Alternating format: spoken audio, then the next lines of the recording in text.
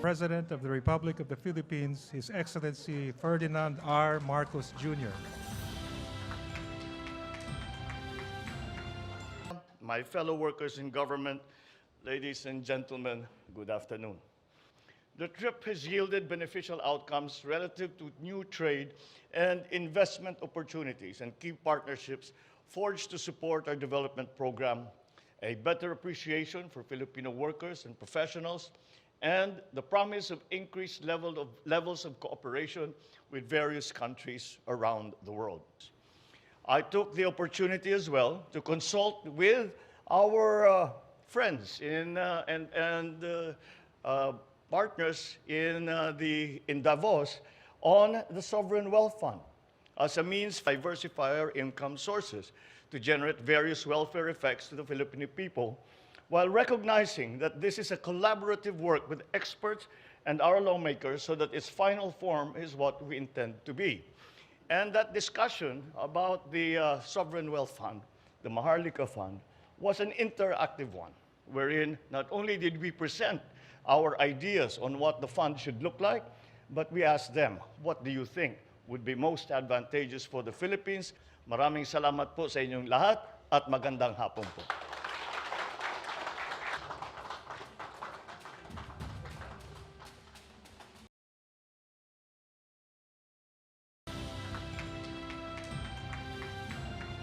Thank you, Secretary Ricky Manalo of the DFA,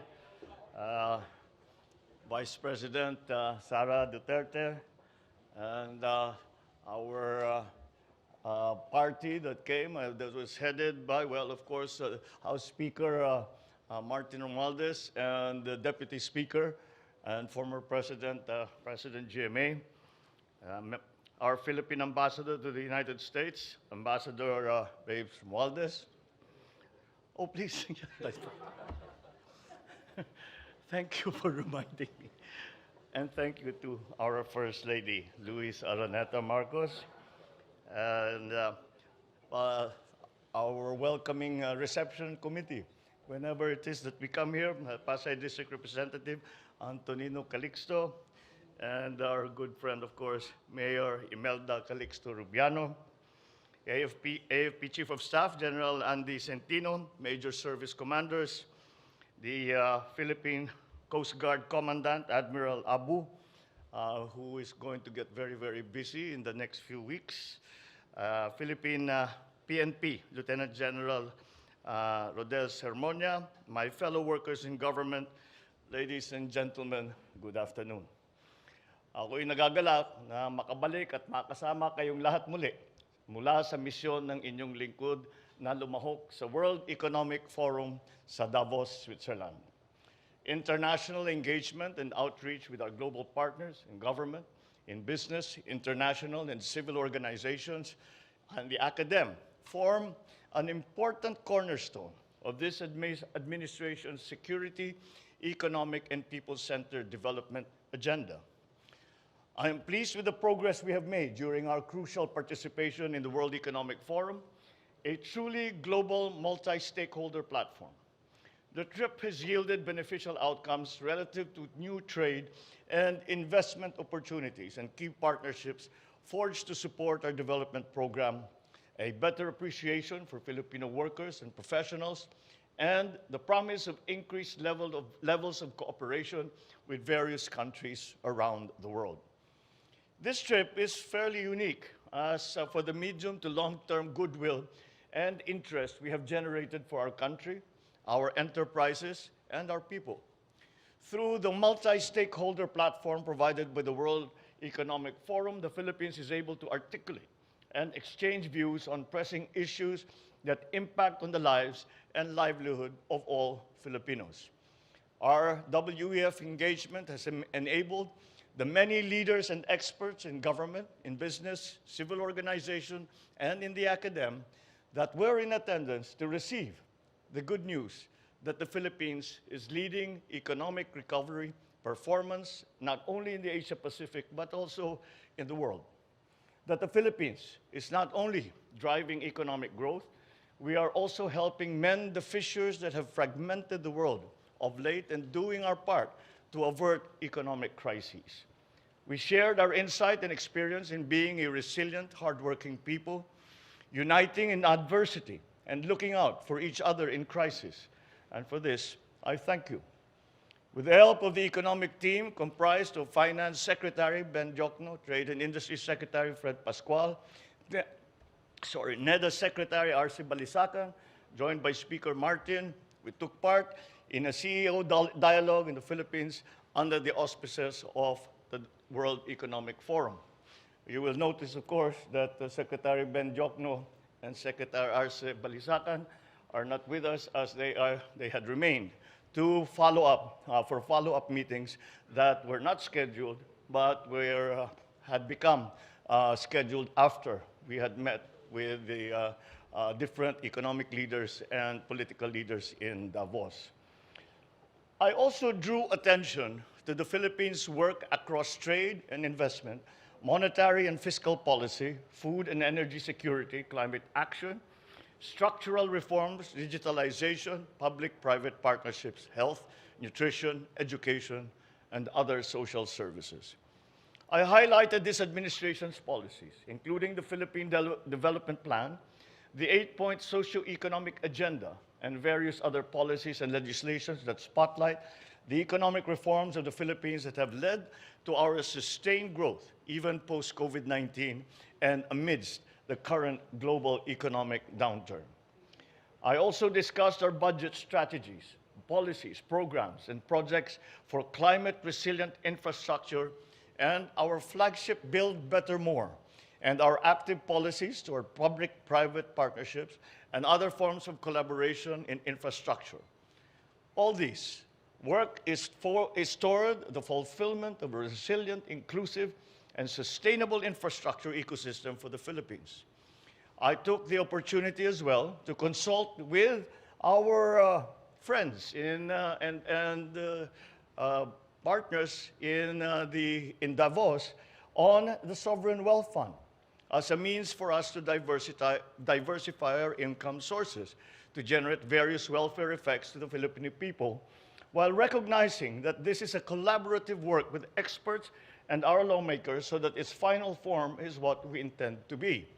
And that discussion about the Sovereign Wealth Fund, the Maharlika Fund, was an interactive one, wherein not only did we present our ideas on what the fund should look like, but we asked them, what do you think would be most advantageous for the Philippines so as to allow the potential investments that you are thinking about bringing to the Philippines, and how the fund would be best designed to service that investment. I opened the panel session on moving towards nutrition security, where I discussed some of the efforts and goals that we have set to achieve food and nutrition security, and had provided ideas on how the global community can cooperate to expedite and ensure that our efforts remain effective. I further took part in a high-level dialogue on investing in infrastructure for resilience, alongside a few other leaders of countries and international and supranational organizations to discuss our infrastructure flagship and how this can contribute to our goal of a resilient Philippines. I met with the World Economic Forum founder and chairman emeritus, Klaus Schwab, who has become a dear friend of the Philippines, and we discussed partnerships and collaborations to help the Philippines sustain equitable and inclusive growth and provide for a better quality of life for Filipinos. I met with world leaders to discuss how we can further cooperate to ensure that lasting peace and prosperity for all are on the horizon. I had the opportunity to meet and exchange views with a few leaders of countries and organizations, such as WTO Director Ngozi Okonjo-Iweala, World Bank Managing Director for Operations Axel von Trotzenberg, IMF Managing Director Kristalina Georgieva, and former UK Prime Minister Tony Blair, to align and agree to push for common priorities and support for the multilateral trading system to benefit all. The process that we undertook, really, in Davos was not simply to highlight the new situation, the new economic situation, the new policies, and the new concepts that we are promoting in the Philippines today, but also to learn from the world leaders and the world economic leaders what part the Philippines can play in this fragmented world. That was the main theme in this entire forum, is how do we bring back cooperation in a fragmented world? And we are seen to play a part in that, and especially as a member state of ASEAN and as a leading economy in Asia. I was joined by leaders from the Philippine business community. We took part in several activities to help promote partnerships with our private sector economic leaders. I met with key executives of companies such as DP World, Glencore, Morgan Stanley, who incidentally is going to be now, because of investor confidence, is going to open an office here in the Philippines. The business meetings held promise of new investments in many of our economic sectors, including mining, processing, digital solutions, logistics, telecommunications, renewable fuel, amongst others, and will enable our companies to participate deeper in global value chains. Finally, as ever, no visit will ever be complete without meeting our countrymen in Switzerland and the surrounding areas. We were serenaded, to our great surprise, by a young man by the name of Ivan Mendoza, grand finalist of The Voice of France, who astounded everyone, ourselves included, who showcased how Filipino talent is truly world-class and served as another shining example of how all Filipinos are individual ambassadors of goodwill in their own right. We will now be working to consolidate and develop these contacts and discussions that we have begun. The measure of success will be how much of this we can bring to fruition. That process has begun, and we will continue until we see the final results of these endeavors. Maraming salamat po sa inyong lahat at magandang hapon po.